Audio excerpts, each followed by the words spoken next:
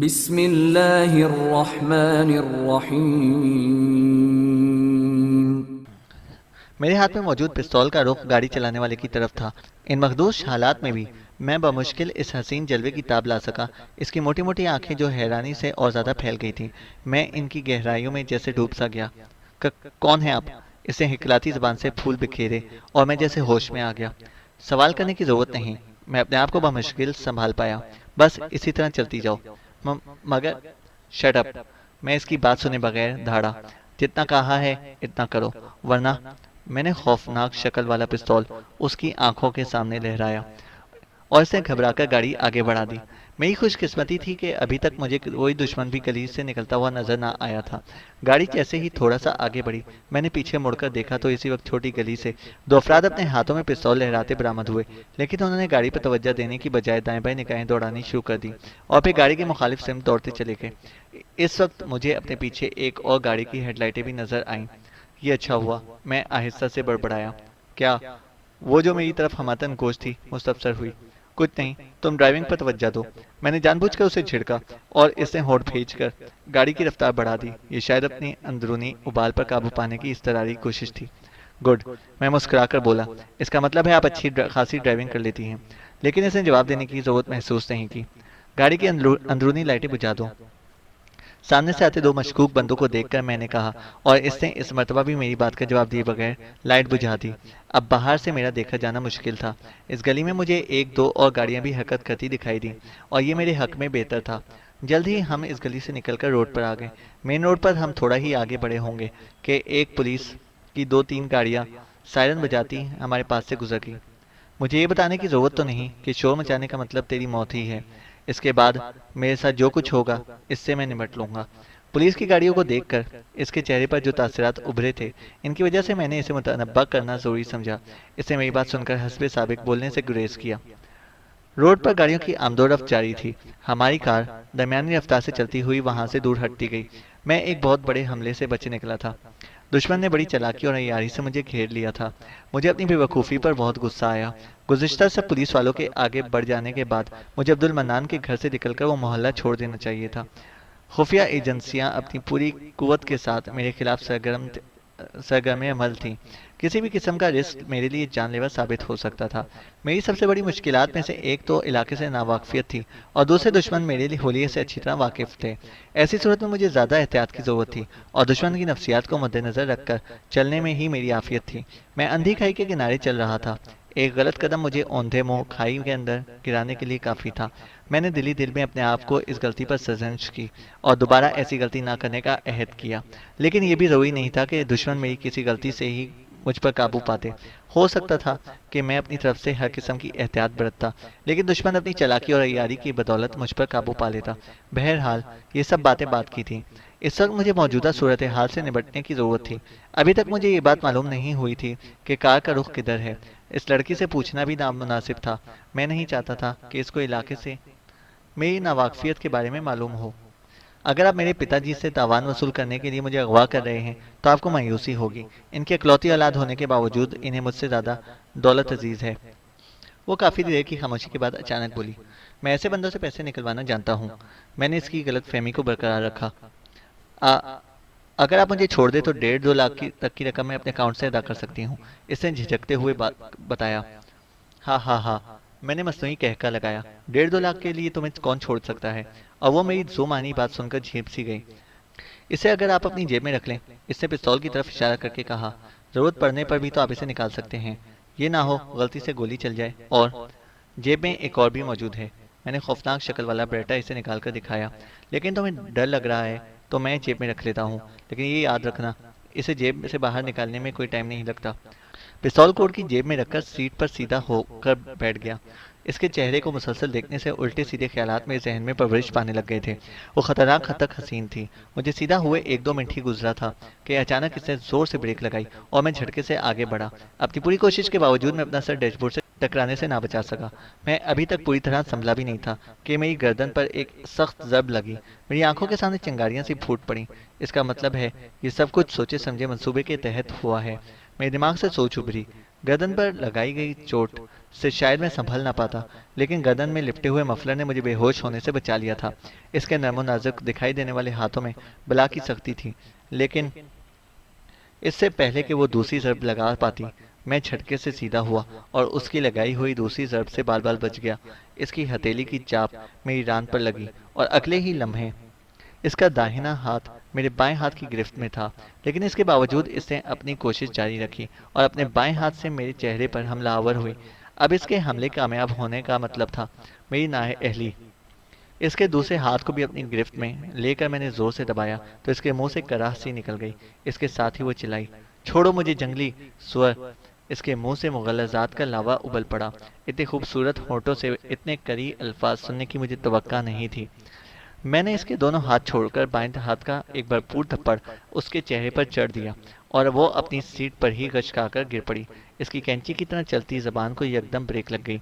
अगर मैं इतना ही मोम का पुतला होता तो ऐसे कामों में हाथ ना डालता। मैं गुस्सीले लहजे में बोला, और अब आराम से गाड़ी चलाना, इसके बाद गलती की गुंजाइश बिल्कुल नहीं होगी। तेरी गर्दन तोड़ने के लिए मुझे पिस्तौल की जरूरत नहीं पड़ेगी। मेरा थप्पड़ खाकर इसका सुर्ख सफेद चेहरा लाजमन सुर्ख हो गया होगा, लेकिन स्ट्रीट लाइट की रोशनी में मैं इसके चेहरे को इतनी बारीकी से नहीं देख सकता था। वो लरजती हुई उठी और स्टीयरिंग पर सर लगकर फूट फूट कर रोने लगी। मुझे अपने रवैये पर नदामत महसूस हुई। मैं इस वक्त एक गुंडे और गलत शख्स के रूप में था, और ऐसे बंदे से जान छुड़ाने में वो हक बजानिब थी। वो मुझे शुरू से ही इसे हकीकत बतला देनी चाहिए थी। Sorry, I am very sorry, मैं शर्मिंदा लहजे में बोला। मैं कोई गलत बंदा नहीं हूँ, और ना ही मैं तुझे अगवा करने के लिए ले जा रहा हूँ। मैं तो खुद दुश्मनों से बचता फिर रहा हूँ, और तेरी कार में भी मैं अपने मुखालिफिन से छुपने के लिए घुसा था। मेरी गलती कि मैंने तेरे साथ ड्रामाबाजी शुरू कर दी। प्लीज़ अब अपना मूड ठीक कर लो और मुझे मजीद शर्मिंदा ना करो। मेरी बात खत्म होते ही इसने अपना सर उठाकर मेरी आंखों में झांका और बोली, तुम झूठ बोल रहे हो। वो तो शुक्र था कि गाड़ी की अंदरूनी लाइट बंद थी, वरना मैं कभी भी इन आंसुओं से धुली आंखों की ताब ना ला सकता। मैं बिल्कुल सच कह रहा हूँ। किसी भी महफूज मकाम पर पहुंचते ही मैं तुझे छोड़ दूंगा। खाओ भगवान की कसम। भगवान की कसम तो नहीं, अलबत्ता अपने रब की कसम खा सकता हूँ। तुम मुसलमान हो? अल्हम्दुलिल्लाह, मैं मुसलमान हूँ। मेरा लहजा फखरिया था, और मुसलमान कभी झूठ नहीं बोलता। कहाँ जाओगे? इस मरतबा इसने गाड़ी आगे बढ़ाते हुए पूछा। दिल्ली से करीब तरीन शहर कौन सा है? आप किसी सिमत का पूछ रहे हैं? दिल्ली से तो आगरा भी करीब है, जयपुर भी करीब है, इस तरह मेरठ भी तकरीबन इतने ही फासले पर है। आप मुझे किस शहर तक पहुंचा सकती हैं? मैं दानिस्ता इसके आगे बम्बई की सिमत का तस्करा नहीं कर रहा था, क्योंकि मैं नहीं चाहता था कि किसी को भी मेरे सफ़र की सिमत मालूम हो। किसी शहर तक भी नहीं। पिताजी मेरी गुमशुदगी से सख्त परेशान होंगे, क्योंकि कई दुश्मन मेरी ताक में हैं। गुमशुदगी? मैं हैरानी से मुस्तफसर हुआ। अभी घर से निकले तुझे घंटा भी नहीं गुजरा, और तुम्हारे पिताजी तुम्हारी गुमशुदगी से वाकिफ हो गए। मैंने अपनी कोठी से निकलकर 100-200 गज दूर अपनी एक सहेली के घर जाना था, और वहां पहुंचते ही मैंने पिताजी को खैरियत से आगाह कर दे दी। अब लाजमन पिताजी मेरी सहेली से मेरी आमद की बाबत दरियाफ्त कर चुके होंगे, और जवाब मनफी में पाकर मुतफक्कर होंगे। मेरा ख्याल है तेरे अब्बू काफ़ी अमीर हैं। मेरा भी यही ख्याल है। वो हल्के से मुस्कुराई। तो फिर वो तेरे साथ बॉडीगार्ड क्यों नहीं रखता? बॉडीगार्ड मेरे साथ एक छोड़ दो दो होते हैं। आज बस मेरी बदकिस्मती कि मैं इन्हें साथ ना ला सकी। एक बात पूछूं, माइंड तो नहीं करोगी? पूछो। आपके दुश्मन कौन हैं? दुश्मन मेरे नहीं, पिताजी के हैं। दुश्मनी की वजह? मैं मुस्तफसर हुआ। कुछ कारोबारी रकाबत और कुछ मजदूर बरादरी अपने मुतालबे पूरे ना होने पर दुश्मनी पर कमर बस्ता है। मजदूर बरादरी? हाँ, पिताजी 2 फैक्ट्रियों के मालिक हैं। इन फैक्ट्रियों में आए दिन झगड़े और हड़तालें चलती रहती हैं। वही मालिक और मजदूर की अजली चपकलिश।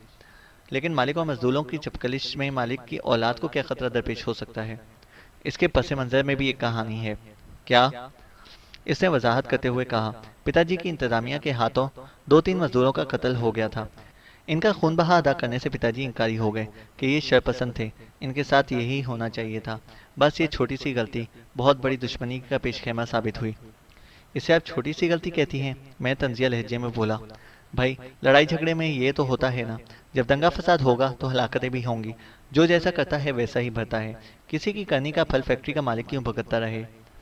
हम इस वक्त एक मारूफ होटल के सामने से गुजर रहे थे, जिसके बाहर रंग बिरंगी रोशनियों से लिखा हुआ था। इसका नाम जगमगा रहा था, लेकिन वो हिंदी जबान में लिखा हुआ था, इसलिए मैं पढ़ ना सका। ایک کھلی چھت والی جیپ ہمارے ساتھ سے ہو کر گزری۔ شیتل، اس لڑکی کا نام شیتل تھا جو مجھے بعد میں معلوم ہوا، اس وقت میری طرف متوجہ تھی، لیکن میری نظر اتفاقاً کار کے ڈرائیور پر پڑی جو ہماری گاڑی کو دیکھ کر واضح طور پر چونکا تھا اور پھر جیپ روک کر اپنے ساتھی کو کچھ کہنے لگا۔ میرا ہاتھ بے اختیار اپنی جیب میں رنگ گیا۔ اس کا مطلب ہے اس نے مجھے پہچان لیا ہے۔ میرے دماغ میں فوراً خطرے کی گھنٹی بجی، لیکن پھر مجھے خود ہی اپنی سوچ پر ہنسی آ گئی کہ کار کے اندر چھائے اندھیرے میں وہ مجھے بھلا کس طرح پہچان سکتا تھا، جبکہ اپنے چہرے پر میں مفلر بھی لپیٹا ہوا تھا۔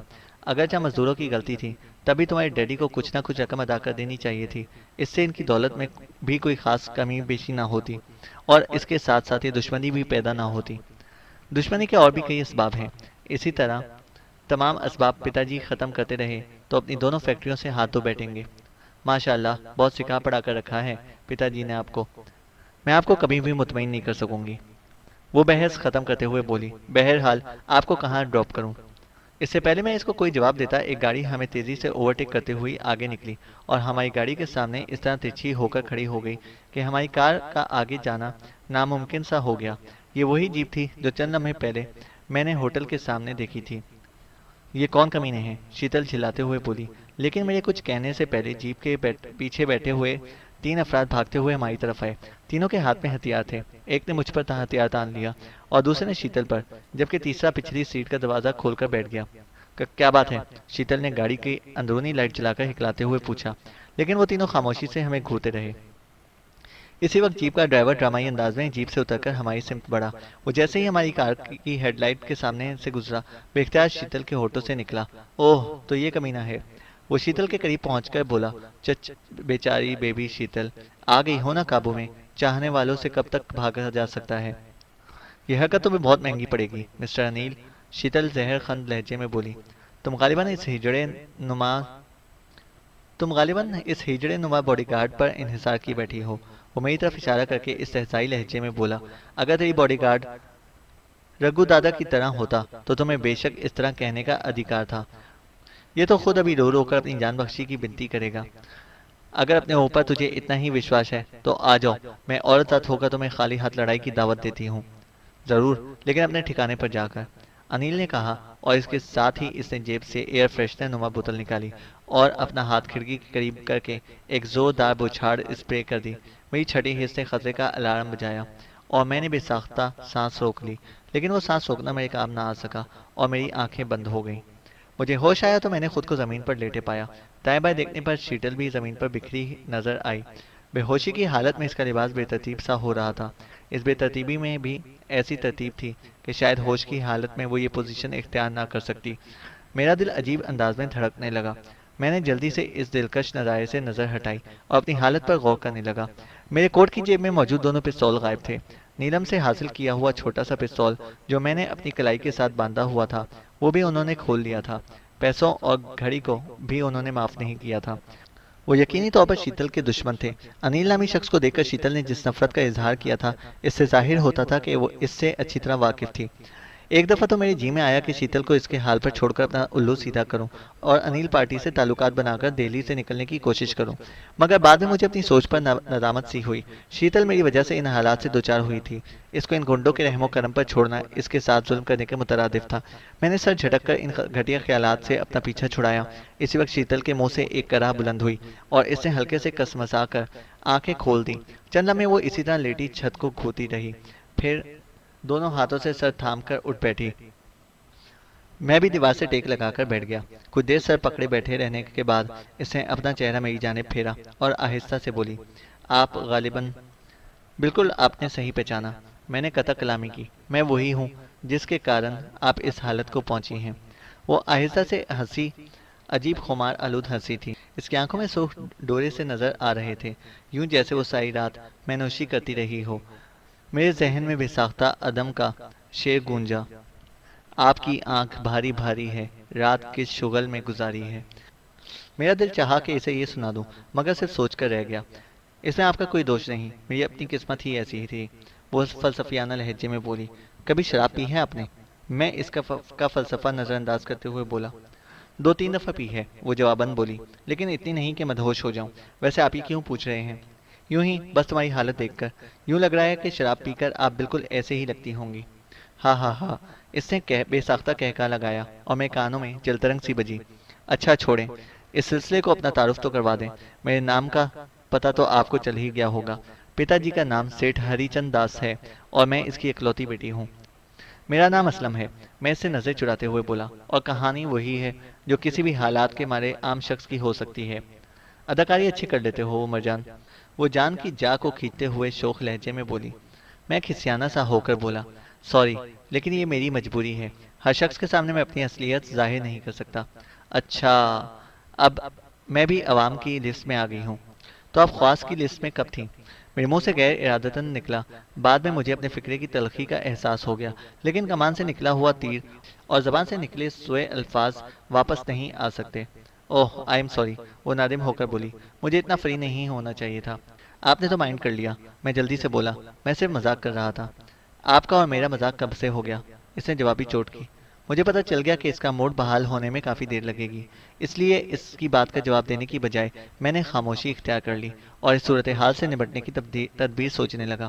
انڈیا کی زمین نے میرے لیے دلدل کی صورت اختیار کر لی تھی۔ اس سے نکلنے کے لیے میں جتنے ہاتھ پاؤں مار رہا تھا اتنا ہی دھنستا جا رہا تھا۔ آپ تو بالکل چپ سادھ لی۔ وہ زیادہ دیر خاموشی برداشت نہ کر سکی اور بول پڑی، لیکن میں اسے جواب دینے کی بجائے آنکھیں بند کیے بیٹھا رہا۔ مسٹر جان، سو گئے کیا؟ وہ مستفسر ہوئی۔ میرا نام عمر جان ہے، وہ مسکرا کر بولی۔ میں نے میری جان نہیں، صرف جان کہا ہے، مطلب ایک ہی بنتا ہے۔ میں بھی ترکی بترکی بولا۔ غلط فہمی ہے جناب کی، وہ شوخی سے بولی۔ اچھا چھوڑو اس چوٹ بازی کو، میں نے موضوع بدلا۔ اس انیل کے بارے میں مجھے بتاؤ، آپ کے اندازے سے تو یوں لگ رہا تھا جیسے وہ آپ سے اچھی طرح واقف ہے۔ کمینہ، وہ نفرت سے بولی، یونیورسٹی میں میرے ساتھ پڑھتا تھا، مڈل کلاس فیملی سے تعلق رکھتا ہے، موصوف کو مجھ سے محبت کا دعویٰ تھا، بلکہ ہے، اور اس سلسلے میں ایک دن پتا جی کے پاس میرا رشتہ مانگنے چلا گیا۔ پتا جی نے اسے اسی وقت بلا کر پوچھ لیا کہ موصوف اس وجہ سے تشریف لائے ہیں اور تیری کیا رائے ہے۔ ان کا خیال تھا کہ شاید اس کے آنے میں میری مرضی شامل ہے، لیکن میں نے پتا جی کے سامنے اس سے خوب بے عزت کیا۔ نتیجے میں پتا جی نے اسے دھکے دے کر گھر سے نکلوا دیا۔ اس بات کو 2 ہفتے ہونے کو ہیں۔ اسی بے عزتی کا بدلہ لینے کے لیے اس نے کسی گنڈے کو ہائر کیا ہے، جسے پتا نہیں کون سا دادا کہہ رہا تھا۔ باقی کے واقعات تمہاری نظروں کے سامنے ہیں۔ میں نے ایک لمبی سانس کھینچی۔ اب آپ بھی اپنے بارے میں کچھ بتانا پسند کریں گے؟ وہ مستفسر ہوئی۔ اخبارات میں تو آپ کے متعلق کافی کچھ لکھا جا چکا ہے، لیکن اس میں حقیقت کتنی ہے، اس کی وضاحت کر دیں۔ اخبارات میں کتنی حقیقت بیان ہوتی ہے، اس سے آپ واقف ہیں، اس لیے تو میں آپ سے پوچھ رہی ہوں۔ جواباً میں نے اسے مختصراً اپنی کہانی سنا دی، لیکن بہت سی باتیں اس میں حذف کر گیا۔ وہ بڑے اشتیاق سے میری کہانی سنتی رہی۔ میں بمشکل اپنی بات ختم کر پایا تھا کہ بند دروازے کے پیچھے قدموں کی چاپ ابھری، تالے میں چابی گھومنے اور پھر ہلکی سی کٹک کے ساتھ تالا کھلنے کی آواز آئی۔ دروازہ کھلا، ایک شخص ہاتھ میں ٹرے پکڑے کمرے میں داخل ہوا، جبکہ اس کی پشت پر مجھے 2 ہتھیار بردار نظر آئے جنہوں نے ہاتھوں میں ہلکی مشین گنیں پکڑی ہوئی تھیں۔ کمرے میں داخل ہونے والے شخص نے ٹرے ہمارے سامنے رکھی اور بغیر کچھ بولے واپس مڑ گیا۔ دروازے پر موجود دونوں سنتریوں نے بھی کچھ بولنے کی ضرورت محسوس نہیں کی تھی۔ کھانا لانے والے کے کمرے سے نکلتے ہی انہوں نے دروازہ بند کیا اور دروازے سے ہٹتے چلے گئے۔ کھانا سبزی کے سالن اور تندور کی روٹیوں پر مشتمل تھا۔ اس کا مطلب ہے دن کافی گزر گیا ہے کہ یہ ناشتے کی بجائے کھانا دے گئے ہیں۔ میں نے ٹرے کی طرف اشارہ کر کے کہا۔ شاید، وہ آہستہ سے بولی۔ چلو کھانا کھاتے ہیں۔ میں نے ٹرے اس کی سمت کھسکائی۔ مجھے بھوک نہیں ہے، وہ انکار سے سر ہلاتے ہوئے بولی۔ آپ کھائیں۔ میں نے اصرار کیا، تھوڑا سا تو کھا لیں۔ میرے کہنے پر اس نے ایک نوالا لیا اور پیچھے ہو کر بیٹھ گئی۔ مجھے اس وقت اچھی خاصی بھوک لگ رہی تھی، اس لیے میں 3-4 روٹیاں کھا گیا۔ آپ کو اس صورتحال میں بھی بھوک لگتی ہے؟ وہ حیرانی سے بولی۔ ہم کمانڈوز کے لیے ماحول کوئی حیثیت نہیں رکھتا۔ مثلاً مجھے یہاں سے بھاگنے کا موقع مل جاتا ہے تو راستے میں بھوکے پیٹ میری کارکردگی تو آدھی رہ جائے گی نا۔ نہیں، اصل بات یہ ہے کہ تم مردوں کو صرف ایک خطرہ ہوتا ہے، یعنی جان کا خطرہ، جبکہ عورت ذات کو اس کے ساتھ ساتھ عزت لٹنے کا بھی خوف ہوتا ہے، جو اس کے لیے موت سے بھی بھیانک سزا بن سکتی ہے۔ میں اس جیسی آزاد خیال لڑکی کے اس قدر قدامت پرست خیال سن کر حیران رہ گیا۔ دروازے کے باہر ایک مرتبہ پھر قدموں کی آواز آئی اور باورچی نما شخص دروازہ کھول کر اندر داخل ہوا۔ اس نے ہاتھ میں ایک کرسی پکڑی ہوئی تھی جو اس نے کمرے کے فرش پر رکھ دی اور کھانے کے برتن سمیٹ کر کمرے سے نکل گیا۔ اس کے ساتھ آنے والے دونوں گن مین دروازے کے دائیں بائیں کھڑے ہو گئے۔ دونوں نے گنوں کو مضبوطی سے ہاتھوں میں پکڑا ہوا تھا اور ہماری ہلکی سی جنبش پر فائر کرنے کے لیے تیار تھے۔ چند لمحوں بعد انیل آنکھوں پر سیاہ چشمہ چڑھائے کمرے میں داخل ہوا اور بڑے انداز سے کرسی پر براجمان ہو گیا۔ ہاں تو شیتل بیبی، کیا حال ہے؟ مجھے وہ یکسر نظر انداز کرتے ہوئے بولا، لیکن شیتل نے جواب دینے کی بجائے خاموشی اختیار کیے رکھی۔ ویسے مجھے آپ کو اس حالت میں دیکھ کر بڑا افسوس ہوا۔ شیتل کو خاموش پا کر وہ دوبارہ بولا، ایک سیٹھ زادی اور اس لاچاری کی حالت میں زمین پر لیٹی ہوئی ہے۔ حوالات میں بھی چارپائی نہیں ملتی جو تیری آخری منزل ہے، شیتل غصے میں بولی۔ ہاں ہاں ہاں، اس کا استہزائیہ کہکہا گونجا۔ اس کو کہتے ہیں کہ رسی جل گئی پر بل نہیں گئے۔ اس سے پہلے کہ اس کے جواب میں شیتل کچھ بولتی، کسی گاڑی کا تیز ہارن سنائی دیا۔ میرا خیال ہے رگو دادا واپس آ گیا ہے، انیل ہتھیار برداروں سے مخاطب ہوا۔ دونوں میں سے ایک گیٹ کھولنے کے لیے چلے جاؤ، اور ایک سر ہلاتا ہوا کمرے سے باہر نکل گیا۔ تھوڑی دیر بعد ایک دیو قامت شخص تیزی سے چلتا ہوا اس کمرے میں داخل ہوا۔ دروازہ کھولنے کے لیے جانے والا اور ایک دوسرا شخص اس کے ہمراہ تھے۔ وہ رگو دادا تھا۔ اس کے چہرے پر زخموں کے 3-4 نشانات نظر آ رہے تھے۔ نہایت کریح شکل اور بھیانک چہرہ تھا۔ عام لوگ تو اس کو دیکھ کر ہی کانپ جاتے تھے۔ وہ قد اور جسامت ہر دو لحاظ سے مجھ پر بھاری نظر آ رہا تھا۔ بابو، وہ چڑی مار سیٹھ تاوان دینے پر آمادہ نہیں ہو رہا، وہ انیل سے مخاطب ہوا، جو اس کو دیکھ کر بے ساختہ کھڑا ہو گیا تھا۔ رگو دادا، آپ فکر نہ کریں، انیل اعتماد سے بولا، میں اسے راضی کر لوں گا، بس تھوڑی دیر لگے گی۔ نہیں بابو، میرے پاس اتنا ٹائم نہیں ہے، میرا طریقہ کار کچھ اور ہے۔ اس نے انیل کے چہرے سے نظر ہٹا کر ایک سرسری سی نگاہ مجھ پر ڈالتے ہوئے کہا، اور پھر شیتل کی طرف دیکھا۔ میں نے محسوس کیا کہ شیتل کی طرف دیکھتے ہی اس کی سانپ کی مانند چھوٹی چھوٹی آنکھوں میں ایک چمک سی لہرائی تھی، جو واضح طور پر خباثت کی چمک تھی۔ ایک عورت ہونے کے ناطے شیتل ان احساسات سے زیادہ واقف تھی۔ وہ بے ساختہ اپنے آپ میں سمٹ گئی۔ رگو دادا، آپ مجھے ایک ہفتے کی مہلت تو دیں، انیل آہستہ سے بولا۔ میں نے محسوس کیا کہ وہ رگو دادا سے دب کر بات کر رہا تھا۔ میں سیٹ سے منوا لوں گا۔ تم چھوڑو اس بات کو، رگو دادا شیطانی انداز میں شیتل کی طرف بڑھتا ہوا بولا۔ میں اس کے باپ کو ایسا تحفہ بھیجوں گا کہ اس کو رگو دادا کے ساتھ پنگا لینے کا انجام معلوم ہو جائے گا۔ یہ کہتے ہی اس نے سمٹی سمٹائی شیتل کا بازو پکڑا۔ شیتل نے زور لگا کر اپنا بازو چھڑانے کی کوشش کی، لیکن یہ چونٹی اور ہاتھی کا مقابلہ تھا۔ چھوڑو مجھے کمینے، کتے، وہ چلائی۔ جواباً رگو دادا کہکا لگا کر ہنسا اور اسے کھینچتا ہوا دروازے کی طرف بڑھا۔ میں نے دیوار سے ٹیک لگا کر بیٹھا ہوا تھا۔ رگو دادا کو روکنے کے لیے میں نے اٹھنے کی کوشش کی، مگر دروازے کے اطراف میں کھڑے ہتھیار برداروں میں سے ایک دھاڑا، خبردار اگر اپنی جگہ سے ہلنے کی کوشش کی، اور میں ہونٹ کاٹتا ہوا بیٹھا رہ گیا۔ جان، مجھے اس وحشی سے بچاؤ۔ شیتل جب اپنا ہاتھ اس کے پنجے سے نہ چھڑا پائی تو مجھے پکار کر بولی، جبکہ انیل جو رگو دادا کے اس اقدام پر ہکا بکا کھڑا تھا، نہیں رگو دادا، نہیں، کہتے ہوئے اس کے پیچھے دوڑا۔ رگو دادا جو شیتل کو اپنے بائیں ہاتھ سے پکڑے دروازے سے نکلنے والا تھا، اچانک گھوما اور اپنے سیدھے ہاتھ کا زوردار تھپڑ انیل کے چہرے پر مارا۔ وہ اڑتا ہوا میرے قدموں میں آ گرا اور پھر ادھر ہی پڑا رہا۔ اس کو حویلی سے باہر پھینک دو، رگو دادا گھرایا اور پھر چیختی چلاتی شیتل کو گھسیٹتا ہوا باہر نکل گیا۔ جی دادا، کہہ کر ان میں سے ایک آگے بڑھا اور انیل کو گریبان سے پکڑ کر دروازے کی طرف گھسیٹنے لگا، جبکہ دوسرے مجھ پر ہتھیار تانے کھڑے رہے۔ اس کے کمرے سے نکلتے ہی باقی دونوں بھی کمرے سے نکلے اور دروازہ بند کر کے دور ہوتے گئے۔ میرا ذہن اس وقت شیتل کی چیخوں کی طرف متوجہ تھا، جو بڑے زور سے چلا رہی تھی اور بھگوان کے واسطے دے کر اپنی جان کی بخشی کی منت کر رہی تھی۔ میرا خون کھول اٹھا، مجھ سے بیٹھا نہ گیا۔ میں مٹھیاں بھیج کر کھڑا ہو گیا اور اضطراب کی حالت میں ٹہلنے لگا۔ کیا میری موجودگی میں ایک بے بس لڑکی کو بے عزت کیا جائے گا؟ میرے ذہن میں سوچ ابھری۔ نہیں، کبھی نہیں، میں زور سے بولا۔ اسے اس حالت میں پہنچانے کا ذمہ دار میں ہوں، مجھے کچھ کرنا ہوگا۔ میں دروازے کی سمت بڑھا۔ ٹائم بہت کم تھا۔